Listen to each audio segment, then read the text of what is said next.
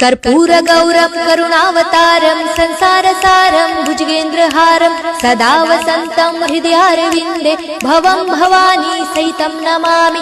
मन्दारमाला कलितालकाये कपालमालं गीतसुन्दराय दिव्याम्बराय च दिगम्बराय नमः शिवाय च नमः शिवाय। घालीन लोटांगण वंदीन चरण डोळ्यांनी पाहिन रूप तुझे प्रेमे आलिंगन आनंदे पूजन भावे ओवाळीन म्हणे नमा। त्वमेव माता पिता त्वमेव बंधु सखा त्वमेव विद्या द्रविणं त्वमेव सर्वं मम देव कायेन वाचा मनसेन्द्रियर्वा बुद्ध्यात्मना वा प्रकृति स्वभावात् करोमि यज्ञं सकलं परस्मै नारायणायति समर्पयामि।